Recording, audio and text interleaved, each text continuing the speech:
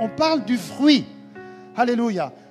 Est-ce que vous connaissez le psaume 1 où il est dit « Heureux l'homme qui trouve son plaisir dans la loi de l'Éternel, qui ne s'assied pas en compagnie des méchants ou des incrédules, si vous voulez, mais qui trouve son plaisir dans la loi de l'Éternel. Il est comme un arbre planté près des courants d'eau.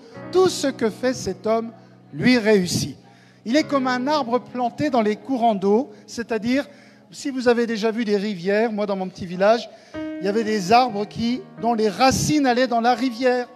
La rivière, c'est la rivière de Dieu. Dans la Bible, les rivières, ça représente la vie de Dieu, la rivière de Dieu, le Saint-Esprit de Dieu. Et cet homme qui est comparé à un arbre, il porte du fruit en sa saison. Il faut toujours être patient. Le fruit est déjà en route dans ta vie, dans nos vies, mais il va encore grandir. Mais c'est un fruit. Donc un fruit, ça ne vient pas d'un claquement de doigts. Alléluia. On ne prie pas pour les fruits. Des fois, je vois certains ont prié « Oh Seigneur, je prie que j'ai la foi ». Il n'y a pas à prier pour la foi. La Bible dit « La foi vient de ce qu'on entend ». Romains 10, 17, ce qu'on entend qui vient de la parole de Dieu. Ça veut dire ça vient d'être exposé à Dieu, sa parole, tous les jours, et tous les jours, et tous les jours, et tous les ans, et tous les jours. Et on a la foi. On se dit, mais pourquoi cet homme, il prie et les choses arrivent? C'est pas parce qu'il est venu à l'imposition des mains. Il faut ne jamais faire ça. Si quelqu'un vous dit, priez que j'ai la foi, dites-lui, mets ta vie dans le Seigneur. Écoute Dieu, entends Dieu. Écoutez bien, Romains 10, 17, la foi vient de ce qu'on entend.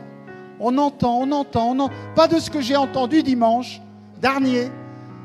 Il y a des gens, vous leur dites, ça va, tu es attaché à Dieu? Oui, je vais à l'église le dimanche. Ça ne va pas vous donner la foi. Il y a des millions de gens qui vont à l'église tous les dimanches, ils n'ont pas la foi.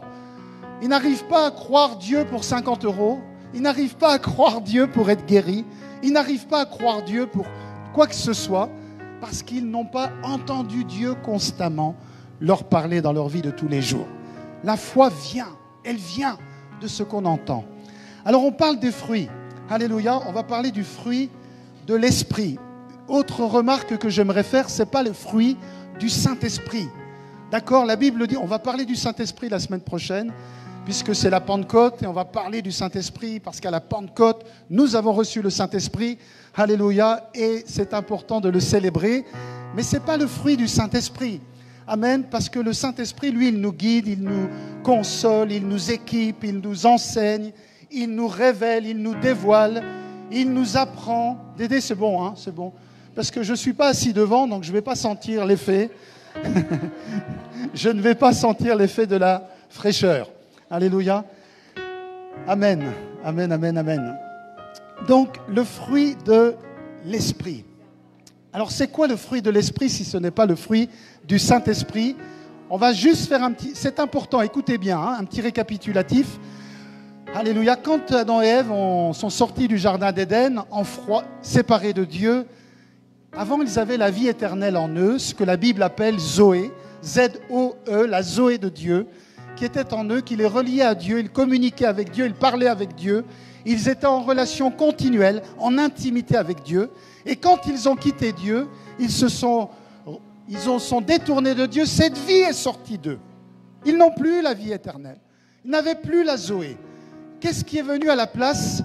Une autre vie qui est la mort éternelle. La mort éternelle, ce n'est pas la mort après la mort, c'est une vie, c'est une nature, c'est une substance qui était rentrée en eux, qui faisait qu'ils n'avaient plus contact avec Dieu. Ils ne pouvaient plus communiquer avec Dieu. Ils ne connaissaient plus Dieu. C'est pourquoi la loi est venue après. Parce que quand des hommes n'ont pas Dieu, il faut leur donner des lois pour leur dire ce qu'il faut faire et pas faire. Sinon, ils ne savent pas. Ils vont dans le mur. D'accord? C'est comme ça que ça se passe. On leur a donné une loi parce que c'était des hommes qui n'avaient pas la vie, ni l'esprit de Dieu. C'est un peu comme nos enfants, quand ils sont petits, ils n'ont pas encore la compréhension. On leur dit, tu ne fais pas ça, tu ne fais pas ci, tu ne fais pas ça, point final. On ne peut pas toujours tout leur expliquer quand ils ont 4 ans ou 5 ans. Mais Dieu est un Dieu intelligent, il a créé des enfants intelligents et tu es quelqu'un d'intelligent, d'intelligente, et il ne voulait pas te former de cette manière, il voulait que tu marches avec lui dans sa pensée. Donc il a imaginé le plan d'envoyer Jésus, qui est venu mourir à la croix, qui est ressuscité et qui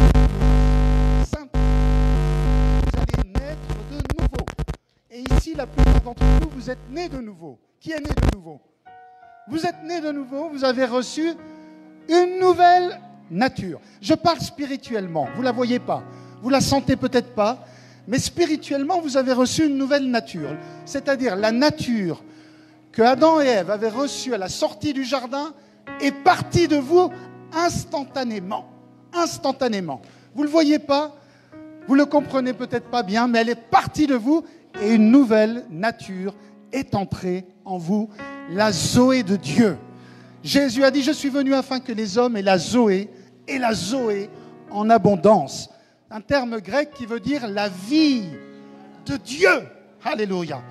Elle est entrée en vous une nouvelle vie, une nouvelle nature, une nouvelle substance, un nouvel ADN, si vous voulez. Quand on fait des enfants, nous les humains, on communique quoi à nos enfants? Le même ADN que nous. Vous êtes dans la catégorie de Dieu. Vous n'êtes pas dans la catégorie des animaux. Une vache crée quoi? Elle crée des vaches. Un chat crée des chats. Un chien ne fait pas des chats. Alors Dieu ne fait pas des pécheurs. Il a créé des nouvelles créatures. Alléluia. 2 Corinthiens 5, 17, il est dit, si quelqu'un est en Christ, il est une nouvelle créature. Une toute nouvelle créature. Il est en Christ, spirituellement, il devient une nouvelle créature. Il est recréé. C'est ce que vous devez apprendre à voir quand vous vous regardez. Ce n'est pas la partie visible, mais c'est la partie invisible. De vous voir en Christ, recréé complètement. Je suis un vainqueur, un gagnant, un champion. Je suis rempli de l'amour de Dieu. J'ai la vie de Dieu en moi. Je peux faire face à toutes les difficultés. Je suis un enfant de Dieu. Alléluia. C'est ça la vie de Dieu, la nature de Dieu que Dieu a créée en nous quand nous avons reçu Jésus. Dans la même seconde, une vie est sortie de nous. C'est ce que la Bible appelle la nature adamique d'Adam. Elle est partie.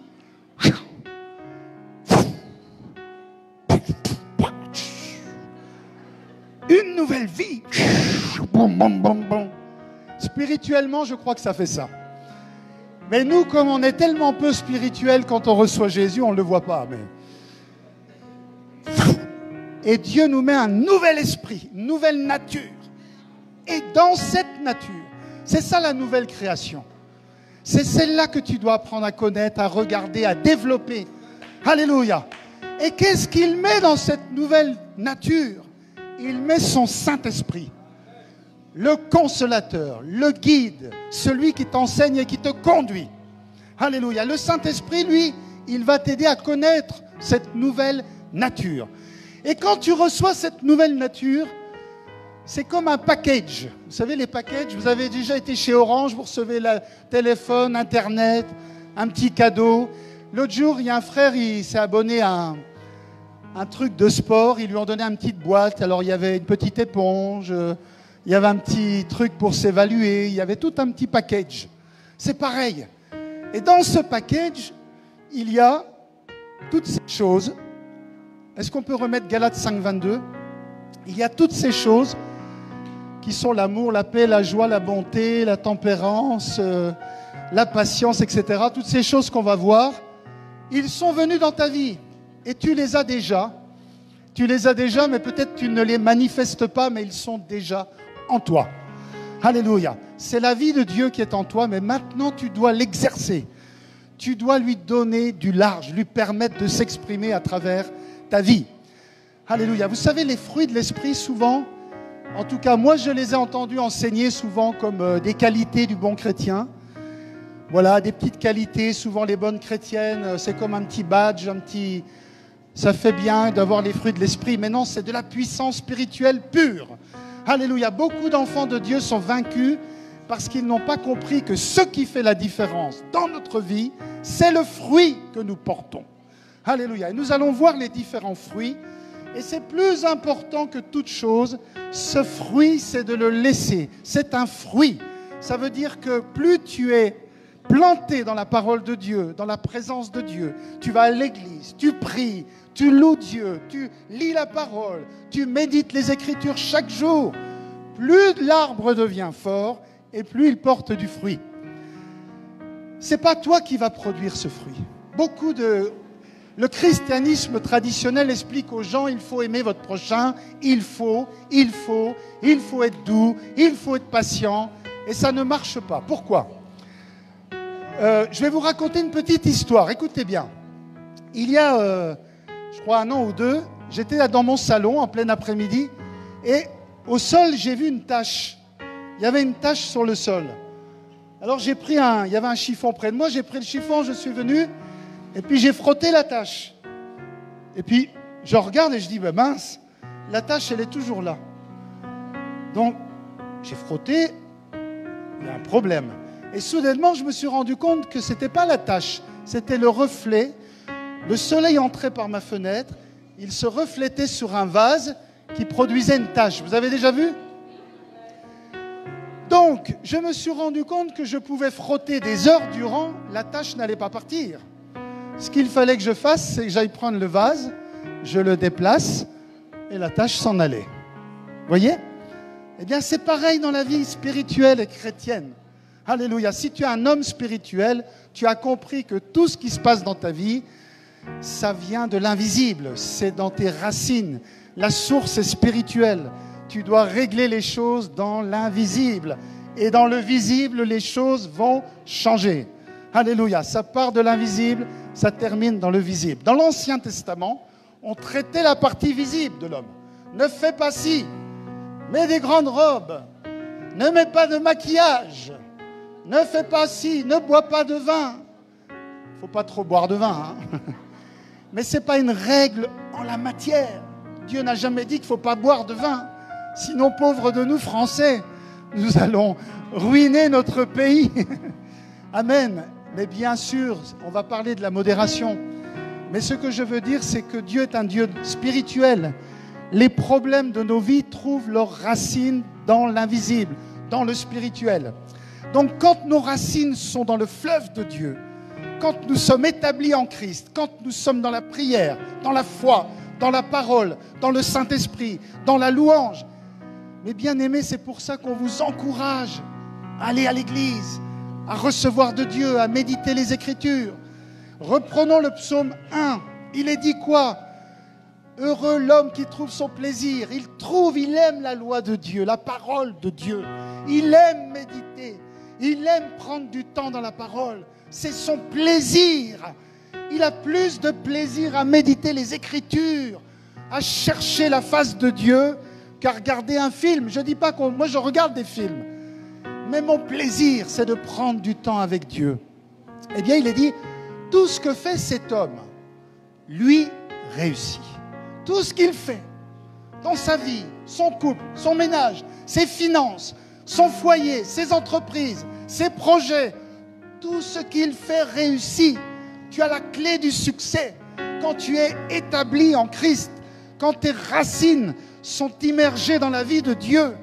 Tu vas avoir du succès, mes bien-aimés. Alléluia. Il ne peut pas en être autrement. Dans le livre de Josué, chapitre 1, il est dit, médite ce livre de la loi jour et nuit. C'est alors que tu auras du succès. Alléluia. Qui veut le succès ? Amen. Alors c'est un fruit. Je me suis souvent demandé, peut-être vous vous êtes posé la question, pourquoi il est dit le fruit de l'esprit ? Et souvent nous enseignons aux gens les différents fruits, la banane, la pêche, l'orange, la mangue, le citron. On explique le fruit de l'esprit. Non, non, non, non, c'est le fruit de l'esprit. Amen. C'est pas des fruits, c'est le fruit de l'esprit. Longtemps, je n'ai pas compris. Je me disais toujours, pourquoi c'est pas des fruits ? Puisqu'il y a plusieurs fruits, l'amour, la paix, la patience, la joie, la tempérance. Je me disais certainement qu'il y a quand même une raison. Dieu ne fait pas les choses en vain. Et en fait, je pense que j'ai eu une réponse de Dieu. Alléluia, le fruit de l'esprit. On peut remettre Galates 5, 22. Le fruit de l'esprit, c'est un fruit, comme un arbre. Est-ce qu'un pommier va faire des oranges ? Non. Un pommier ne va pas produire des bananes. Non. Ni des pamplemousses. Il va produire les mêmes fruits. Ou si vous prenez une grappe de raisin, c'est plutôt comme ça qu'il faut le voir. C'est le même grappe de raisin, mais il y a différents raisins dessus. Mais si vous commencez à manger la moitié de la grappe de raisin et que vous l'offrez à votre voisin, je pense qu'il va être réticent à la manger. Et vous n'arriverez pas à la vendre si vous êtes un commerçant. Donc il faut développer les différents caractères du fruit, mais c'est le même fruit, c'est le même arbre. Ça vient de la même source, ça vient de la source du Saint-Esprit, de la présence de Dieu dans notre vie. Alors on va voir aujourd'hui un petit peu ces différents fruits. Et puis la deuxième réponse également, c'est que je sais que j'ai compris aussi que tous ces fruits sont interdépendants. Alléluia. Dans notre vie, les uns les autres, on peut avoir un fruit qui est plus développé que l'autre. Par exemple, il y a des gens, ils ont plus de joie que les autres. Alléluia. Ou il y en a d'autres, ils sont plus sereins, plus paisibles que les autres. Il y en a d'autres, ils sont plus patients. Ils avancent dans la vie doucement et tranquillement, mais ils vont au but. C'est des tortues, mais ils vont au but. On est tous différents, mais quand même, ces fruits, ces caractères du fruit, je veux dire, sont tous interdépendants. Par exemple, vous ne pouvez pas vraiment avoir la joie si vous n'avez pas le caractère de la foi. C'est parce que tu sais que Dieu est là et que demain est meilleur qu'aujourd'hui, alors ça te donne la joie. Alléluia. Les gens disent, mais il est toujours joyeux. Oui, parce qu'il a la foi. Il sait qu'avec Dieu, rien n'est impossible. Il sait qu'il a un avenir à espérer. Il croit la parole de Dieu.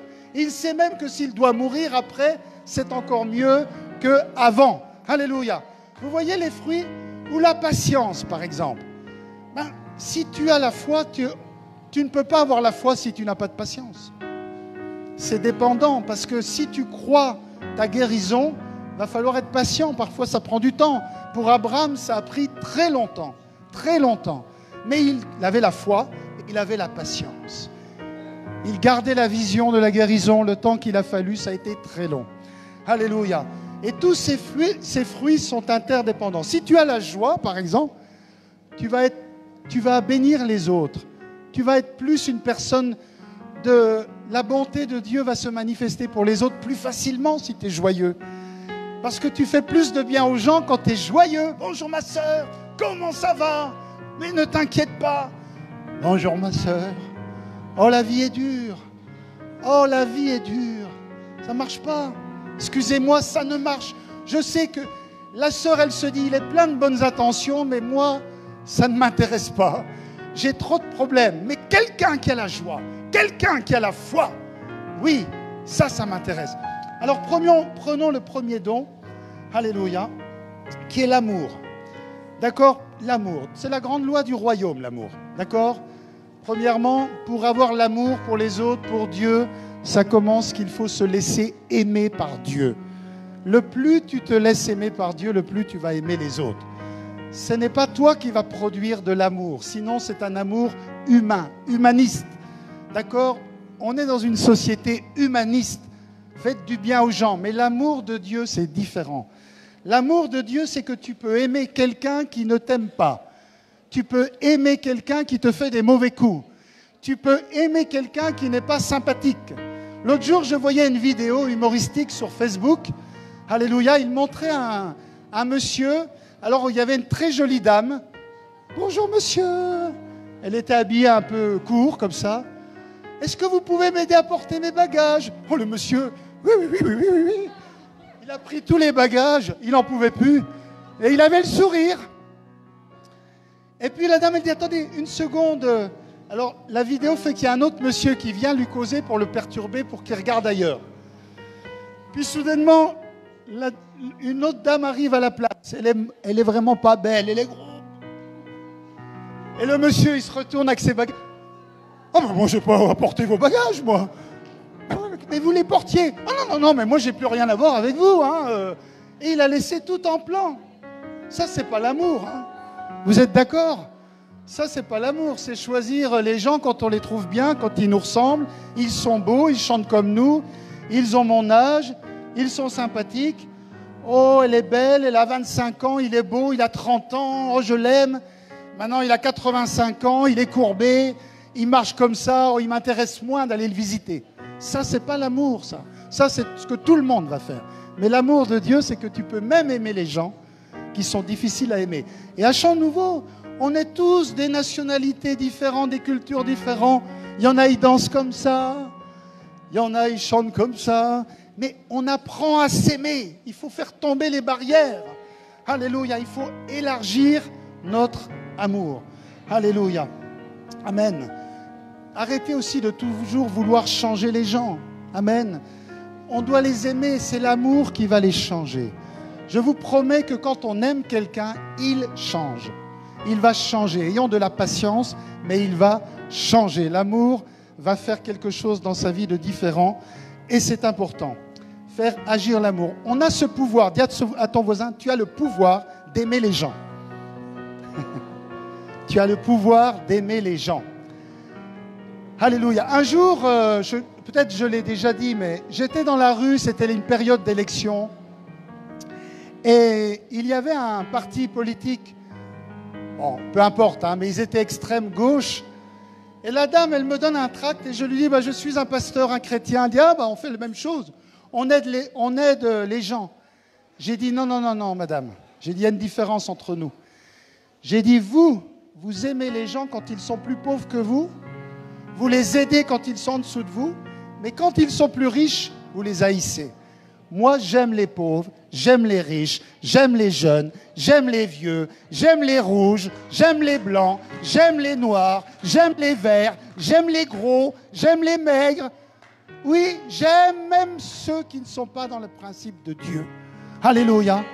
Dieu m'a demandé d'aimer même les musulmans, même les homosexuels.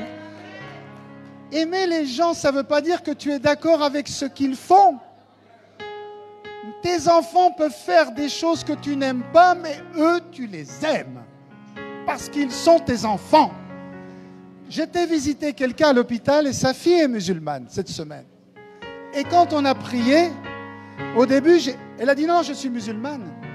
Et première chose, on veut tout de suite la convaincre qu'elle a tort, Non, le Saint-Esprit m'a dit, tu ne vas pas faire comme ça. Donc j'ai dit, wow, mais Jésus vous aime, je vous aime. Oui, je vous aime, je ne vous demande rien. Je suis heureux que vous soyez là. Et Dieu vous aime aussi. Oui, elle a dit, oui, et Jésus aussi. Et quand j'ai prié pour la maman qui était dans l'hôpital, elle a pleuré. Elle avait les larmes aux yeux. Alléluia, parce qu'elle a vu que je l'aimais. C'est ça l'amour. Alléluia. Donc nous avons tous cet amour en nous, l'amour de Dieu. Il faut l'exercer. C'est pas facile. On a la chair, ça lutte contre. Des fois, on n'a pas envie d'aimer les gens. Il y a de l'opposition, c'est dur. Il y a des gens qui sont vraiment difficiles à aimer. Quand vous êtes trahi, quand on vous fait des mauvais coups, il va falloir faire sortir cet amour. Il faut marcher par la foi parfois. C'est-à-dire dire, mes sentiments ne peuvent pas aimer cette personne, mais par la foi, je vais l'aimer. Par la foi, je vais l'aimer. Alléluia. Parce que Dieu me dit de l'aimer, je vais l'aimer. Est-ce que j'ai envie? Non. Est-ce que j'ai des sentiments qui me disent, j'ai envie? Non. Mais je vais le faire par la foi. Quand c'est dur, je vais marcher. Et quand tu marches comme ça, tes sentiments vont changer. Alléluia. Vous savez, il faut aimer les gens parce qu'on ne sait jamais par quoi les gens ont passé. Peut-être l'autre jour, on était au cimetière avec Sandra, je ne sais pas si elle est là ce matin, pour les 1 an du décès de Tony. Et bon, bien sûr, elle était touchée, elle pleurait, c'est normal. Et donc j'étais avec eux, donc je l'ai laissé à un bon moment. Et puis, comme je me baladais. Puis pas loin, il y avait une famille qui était sur une tombe. Et puis, comme on veut arranger la tombe de Tony un peu, j'avais vu qu'ils avaient une petite tombe, ça pouvait correspondre. Donc je leur ai demandé, je dis excusez-moi. Et puis quand j'ai vu la croix, c'était marqué qu'une personne venait de mourir cette année. Et j'ai tout de suite vu qu'elle avait une 20aine d'années. Donc, waouh!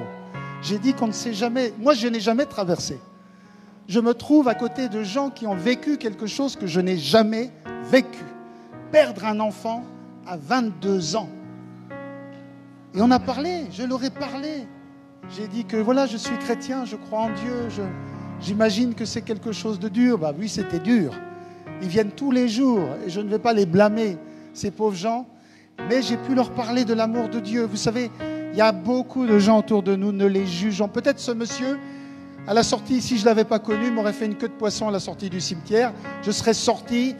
Qui es-tu pour m'avoir fait une queue de poisson? Idiot, infâme. Alors qu'il vient de perdre sa fille il y a 2 semaines. Vous voyez qu'il faut toujours faire attention à la manière dont on traite les gens. On ne sait pas ce qu'ils ont traversé. Aujourd'hui, on pourrait parler de l'amour pendant des heures, mais allons au caractère suivant qui est la joie. Alléluia, la joie de l'Éternel est notre force. Pas de force, pas de joie, pas de force. D'accord, dis-le après moi. Pas de joie, pas de force. Alléluia. Amen. Donc la joie, c'est important parce que si tu veux aller loin dans la vie chrétienne, tu as besoin d'entretenir ta foi, ta joie et de la nourrir et d'être un homme ou une femme joyeuse. L'apôtre Paul disait toujours, soyez toujours joyeux.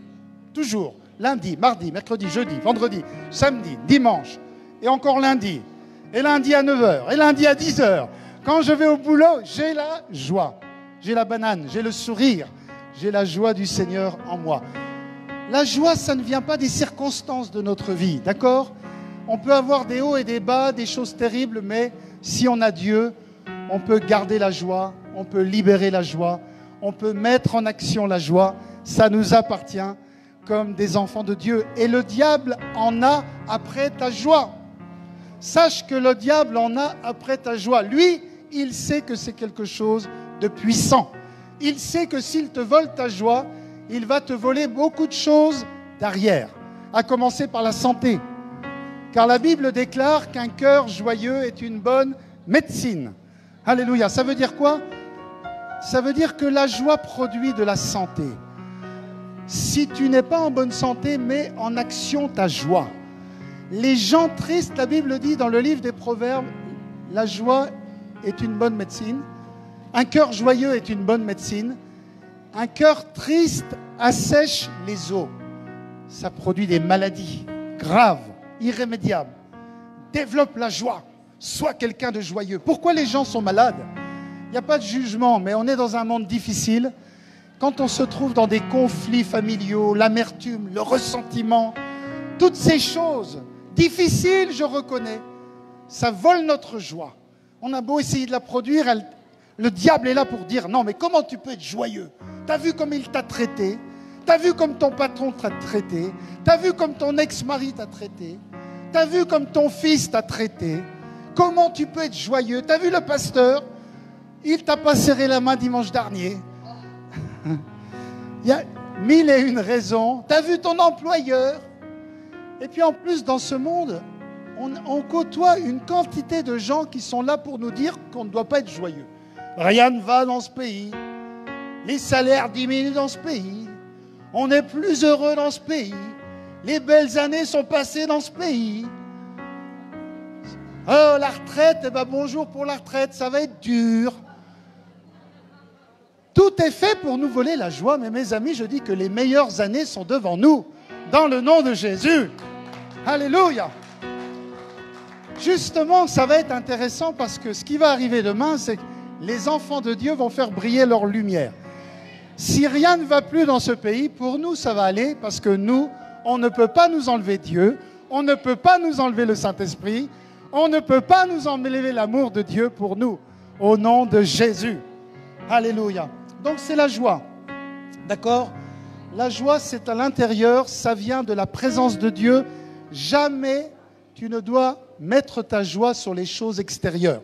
Dieu peut te donner de l'argent, mais l'argent ne doit toujours, tu dois dire, ce n'est pas la source de ma joie. Ma joie, c'est Dieu. Alléluia. Moi, j'ai connu personnellement des jours d'abondance et des jours de disette. Et c'est là que j'ai appris à faire travailler ma joie. Ce n'est pas dans l'abondance. Quand tout va bien, qu'on a une belle voiture, une belle maison, qu'on gagne 5 000 € par mois, ça va. Si ça se passe bien avec notre femme, qu'on est en bonne santé, la joie est naturelle et normale. Tout le monde, même les athées vont avoir la joie. Les non-croyants vont avoir la joie. Mais quand tu n'as plus de sous dans ton compte en banque, ou quand ton mari te quitte, ou quand, je ne sais pas, tu perds ton boulot, c'est là le test de la joie. Est-ce que tu vas garder la joie en dépit de tes nombreux problèmes?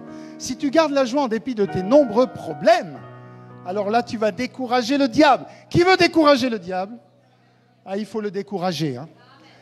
Surtout quand il t'attaque, tu fais une attaque de joie.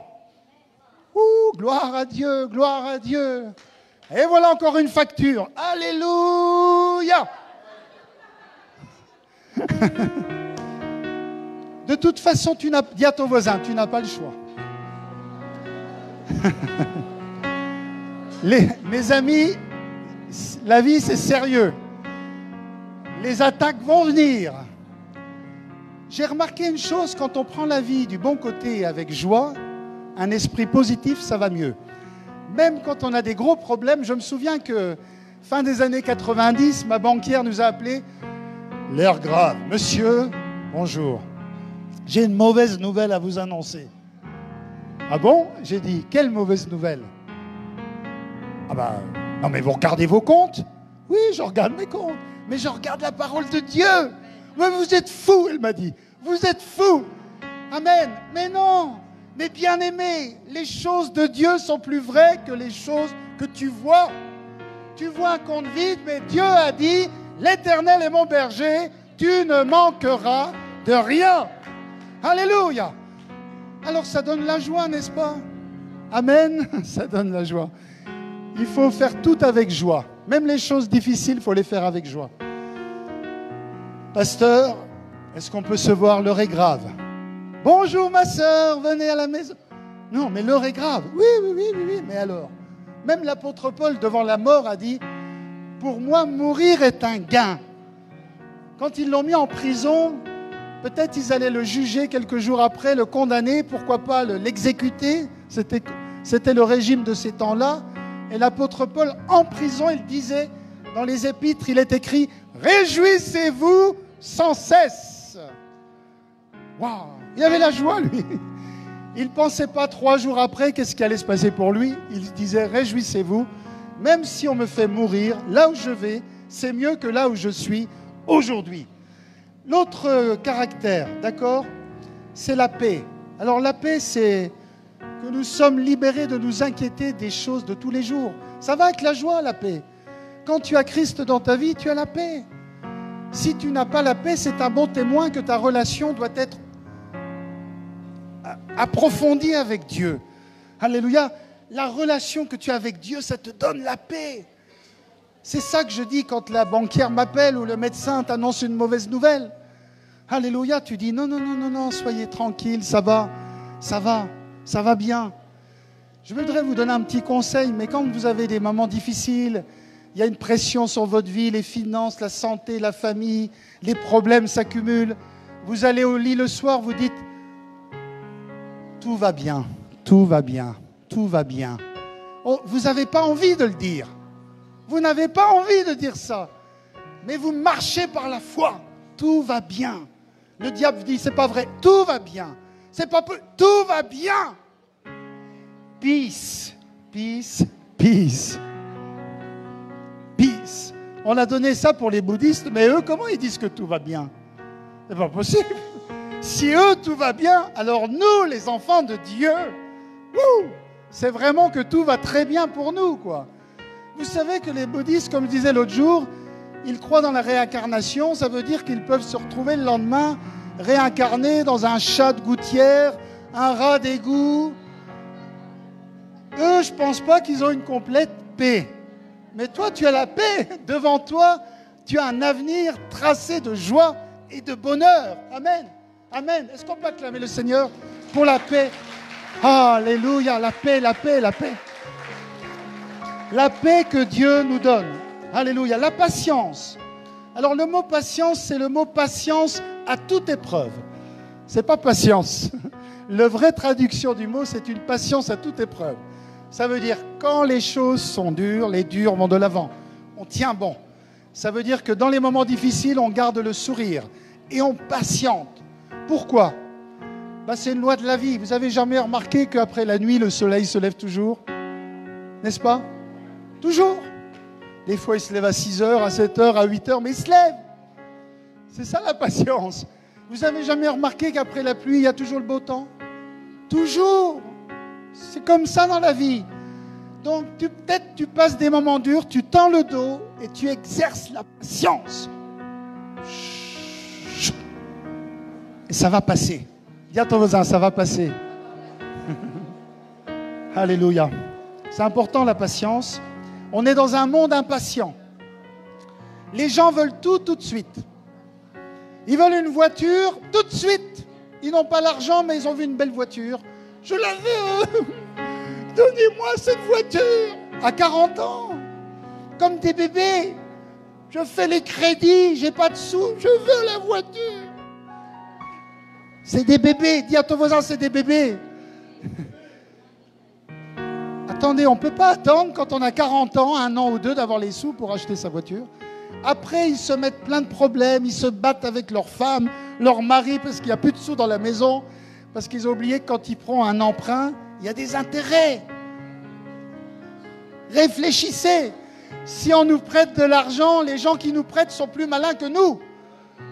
Mais on veut tout de suite. On veut la voiture, on veut le mari, on veut les habits, on veut les voyages, on veut tout. Et à la fin, on est malheureux, on est couvert de dettes, on ne s'en sort pas. C'est la bataille dans la maison. Vous savez que les problèmes d'argent, c'est la cause de beaucoup de batailles dans les foyers. Alors que Dieu dit qu'on peut vivre avec peu et être heureux. Qui le croit? On peut vivre avec peu et être heureux. Encore une fois, je m'amuse, j'aime bien les vidéos humoristiques. Il y avait un homme, il avait fait une vidéo, un jeune homme, il a loué une superbe Porsche. Il s'est bien habillé, il s'est mis sur la voiture. Il y a une jeune fille qui passe. Bonjour mademoiselle. Bonjour. Ça va, je suis nouveau dans la ville, je ne connais pas la ville. Ah bon? Oui, oui, oui. Est-ce que vous accepteriez de me la faire visiter? Oh, je suis pressé, mais pour vous rendre service, pourquoi pas? Ah, vous savez, je suis découragé, ma petite amie m'a laissé tomber. Et vous, vous avez un petit ami? Oui, mais ça ne va plus, on est frustré. On part ensemble, vous me faites visiter les parcs de la ville? Oh, bon, parce que c'est vous, hein. La jeune fille s'approche, il dit, attendez, derrière la voiture, il avait mis un vélo. C'est pas votre voiture? Non, non, moi c'est le vélo. Oh, la fille est partie. Bon, je dis pas que les femmes sont intéressées par l'argent, hein. Mais messieurs, soyez quand même prudents. Hein? Ah là là là là, il faut qu'on les enseigne encore, nos femmes, hein. Le jeune homme, pourtant il était toujours aussi beau et jeune, hein. Mais il n'avait plus la belle Porsche, elle venait de se rendre compte que ça ne lui appartenait pas. Non, non. Donc, on parlait de la patience. Voilà, ça paye la patience, ça paye toujours la patience. C'est important, et aussi la patience de supporter les uns et les autres. Ça, c'est quelque chose qui n'est pas facile, mais c'est pour ça que c'est bien d'avoir des enfants, parce que quand vous avez des enfants, vous avez la patience. Ceux qui ont beaucoup d'enfants, vous pouvez les bénir, c'est des gens patients. Voilà, amen. Il n'y a rien de tel. Moi, je peux dire merci à mes parents pour la patience qu'ils ont eue avec moi. Et je pense que toi, tu peux dire la même chose. Amen. Donc c'est important d'avoir la patience pour les autres aussi. Il faut leur laisser le temps d'avancer, de grandir. Ils reviennent, ils quittent l'église, ils reviennent, ils quittent, ils fument. Des fois, les gens viennent, non mais ça va pas, ils fument. Oui, ils fument, je sais, mais on va faire preuve de patience. On va l'aider à sortir, mais ça prendra un peu de temps. Mais on fait marcher la patience. La gentillesse, la bonté, la bienveillance, ça relie un peu l'amour. Mais la gentillesse, c'est d'aimer les gens plus qu'ils ne le méritent. On n'aime pas les gens pour ce qu'ils font, on les aime parce qu'on a le caractère de Dieu et on a envie de les aimer. On traite les gens comme on aimerait être traité. C'est simple. À chaque fois, demande-toi comment tu aimerais être traité. Quand quelqu'un vient de nouveau à l'église, il aimerait qu'on s'occupe de lui, qu'on lui dise bonjour. Je suis content que vous êtes venu ce matin pour la première fois. C'est très gentil à vous d'être venu. Mais la plupart d'entre nous, on s'en fout royalement, soyons honnêtes. On va retrouver les copains, toujours les mêmes. Et le nouveau, il sort de l'église et il se dit, c'est un peu froid dans cette atmosphère. Parce qu'on n'a pas fait acte de gentillesse. Ça coûte peu de choses, ça coûte pas d'argent. Tu peux être pauvre, tu peux être riche, mais tu peux être gentil. N'est-ce pas? Tout le monde. Tu peux tenir la porte à une grand-mère et la refermer. Il n'y en a pas beaucoup. Dans le bus, tu peux être celui qui le premier te lève. Madame, moi j'ai 25 ans, prenez cette place. Acte de... Vous verrez jamais quelqu'un vous mettre une claque parce que vous avez été gentil. Et je vous promets, si demain il vous revoit à l'église, il dira, vous êtes dans cette église? C'est vous l'autre jour? Ah là, le cœur va s'ouvrir pour entendre Dieu. Mais si tu es dur avec les gens, que la personne arrive à l'église le dimanche, ah c'est ça les chrétiens. Wow. Si tu te disputes avec tes voisins pour des histoires de poubelle, il a mal mis la poubelle, il a fait un peu de bruit le soir d'avant, ce n'est pas les actes de gentillesse, tu n'es pas en train de faire la différence. Il faut faire la différence. Le caractère de fruit de l'esprit, les différents caractères, c'est des armes spirituelles pures, puissantes. Quand tu es gentil, c'est énorme, énorme. Dis à ton voisin, c'est énorme. Ça peut, mais vous pouvez faire pleurer. J'ai vu des gens, mais pleurer des gens. Ils disent, mais je ne savais pas qu'il y avait des gens qui pouvaient être encore comme ça. Et tous les jours, nous allons semer des graines autour de nous. Et on peut semer des graines de gentillesse. Partout, de bonté. Gentillesse, bonté, gentillesse, bonté, bénignité. Voilà, en gros, ça rejoint ces différentes choses. Soyez quelqu'un qui va semer la gentillesse partout, au travail. Alléluia. Bon, faites attention, mais c'est vrai. Souvent, je me dis, qu'est-ce que je peux dire? L'autre jour, je vais dans un magasin de bricolage, je dis, qu'est-ce que je peux dire? Je vois la dame, elle avait une coiffure avec des cheveux violets, tout. Je savais que, mais c'est pas pour la flatter. Mais je sais que cette personne n'a peut-être pas entendu un mot gentil de la journée. J'ai dit, juste, madame, je voulais vous dire, votre coiffure, super, j'en ai rarement vu. Qu'est-ce que j'avais pas dit? Ah ben merci. C'est vrai. Je me demandais, je suis sorti, je me disais, est-ce que ça... Oh, ça vous va comme un gant. J'ai vu que je suis parti, elle souriait encore à la caisse. Tout, c'est pas pour moi. Mais elle était plus jeune, bien plus jeune. Mais elle s'est dit que... Oh, j'ai mis beaucoup d'argent dans cette coiffure, mon mari m'a même rien dit. Il m'a dit, oh, c'est quoi la nouvelle coupe que t'as là? Oh, t'as l'air bizarre. Vous voyez, acte de gentillesse. Amen. C'est pas de la flatterie. Si tu vois un gros, tu vas pas lui dire, waouh, vous êtes svelte, vous. Non. Mais tu vas trouver quelque chose à lui dire. Il y a autre, peut-être qu'il est gros mais souriant. Tu vas dire, waouh, j'aime beaucoup, vous avez un sourire, ça détonne quoi. Ah mais le gars va.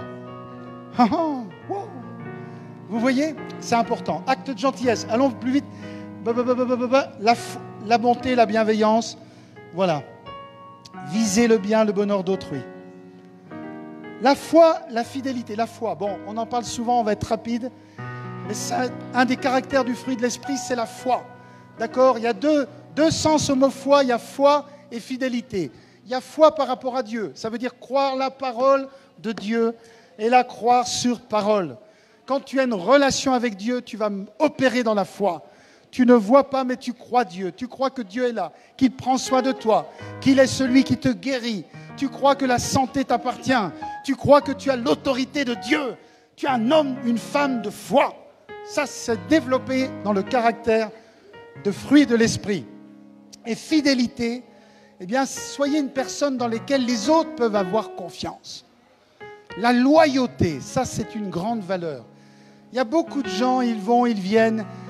Moi, je vais dire, honnêtement, j'ai dit à des gens, je préfère que tu prennes tes valises, t'installer dans une autre église et que tu travailles pour le royaume de Dieu dans cette église que de faire des allers-retours. Ah, il y a un bon orateur dans telle église, j'y vais. Ah, il y a un meilleur là, j'y vais le week-end d'après. Ah, je vais aller écouter parce que j'aime bien quand il prêche. Ça ne marche pas. Faites-moi confiance, ça ne marche pas.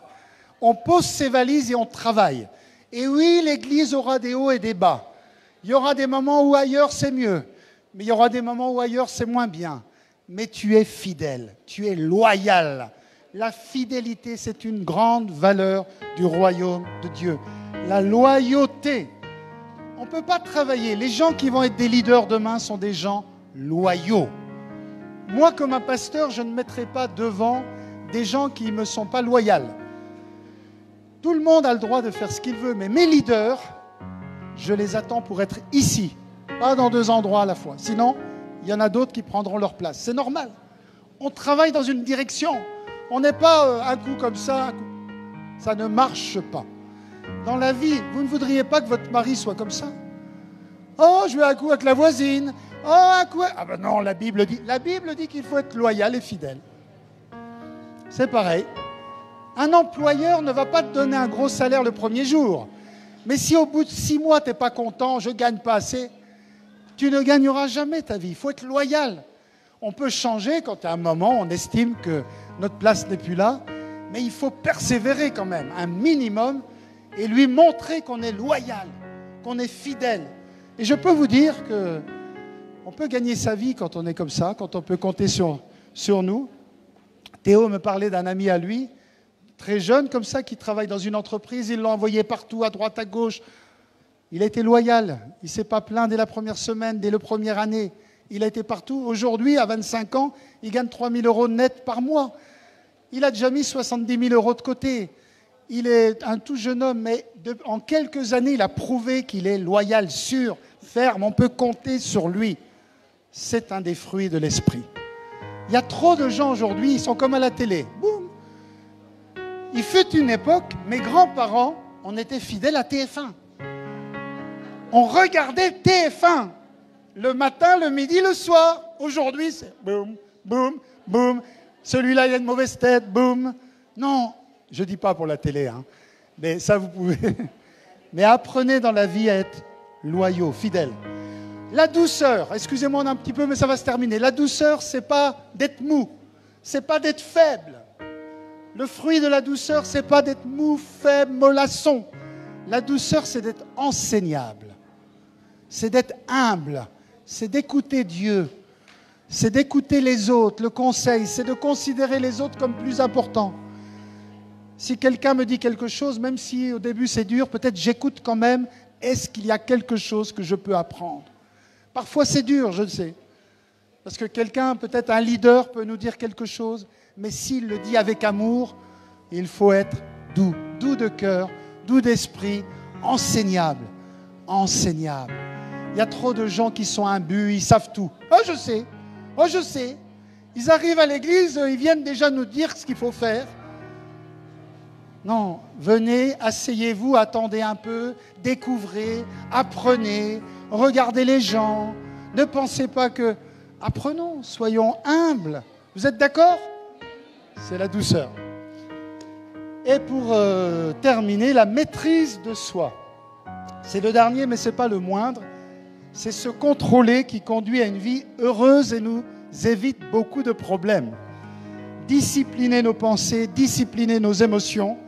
D'accord? C'est vraiment donner la suprématie de notre être intérieur, notre esprit, sur la chair, les choses de notre vie naturelle, l'homme naturel.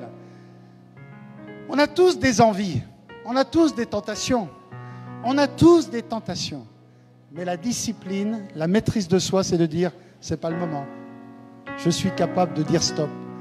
Je suis capable de dire non, non, non, non, non. Je vais arrêter de boire du coca matin, midi et soir. Allez, moi, j'aime beaucoup le coca, alors c'est dur. Si vous mettez une bouteille de coca, j'ai envie d'en boire. Voilà, on a la maîtrise de soi. Peut-être si j'ai besoin de perdre du poids, je vais faire du sport. Et je vais m'affermir tous les jours. Il pleut, il fait beau, je vais courir, je suis maître de moi. Peut-être si je regarde beaucoup la télé, je vais me discipliner. Vous avez compris ce que c'est? Exercer tous ces dons, exercer la maîtrise de soi. Pour lire la Bible, maîtrise de soi. Je ne vais pas vous poser individuellement la question. Est-ce que je médite la Bible? Est-ce que je prends chaque jour du temps pour écouter la parole de Dieu? Je sais qu'on a beaucoup de sollicitations, mais je suis maître de moi. Mes bien-aimés, tous ces dons, nous les avons. C'est à nous de les activer. C'est à nous de les développer en étant dans la présence de Dieu davantage. Je me réjouis que Vicky, le groupe de louanges ce matin, j'ai trouvé que les chants correspondaient bien. Elle a parlé de sur le pays. Là, c'est comment le chant que vous aviez chanté à un moment? Hein? Non, des torrents d'amour. Elle a parlé des torrents d'amour, qu'on ait l'amour, qu'on ait la joie, qu'on ait la foi, qu'on ait la patience, qu'on ait la bonté pour les autres. On va se mettre debout, mes bien-aimés. Qui veut tous ces fruits dans sa vie? Alléluia. On va prier qu'ils vont s'activer dans le nom de Jésus. Alléluia. Ils viennent de l'intérieur. Vous allez mettre votre main sur votre cœur. Amen. Et vous allez demander à Dieu de les activer dans votre vie, dans le nom de Jésus. Seigneur, j'ai entendu la parole de Dieu pour ce matin et je te demande de mettre en route cet amour, cette joie, cette patience, cette bonté, cette gentillesse, cette bienveillance, cette foi, cette douceur, cette maîtrise de soi dans ma vie. Je veux être un vainqueur, marcher comme un vainqueur, que la vie de Dieu s'exprime à travers moi. Dans le nom de Jésus. Alléluia. Voilà. On peut acclamer le Seigneur.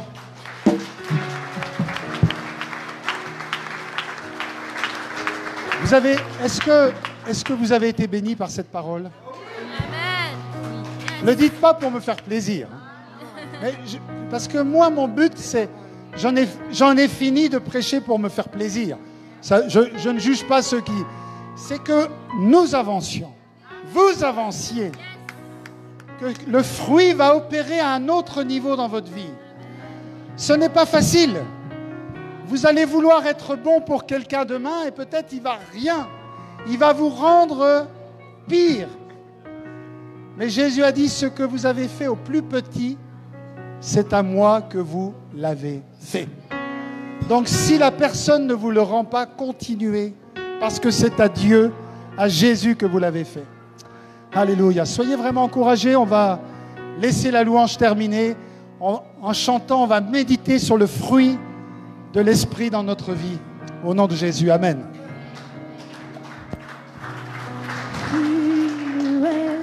D'amour couvre le ciel.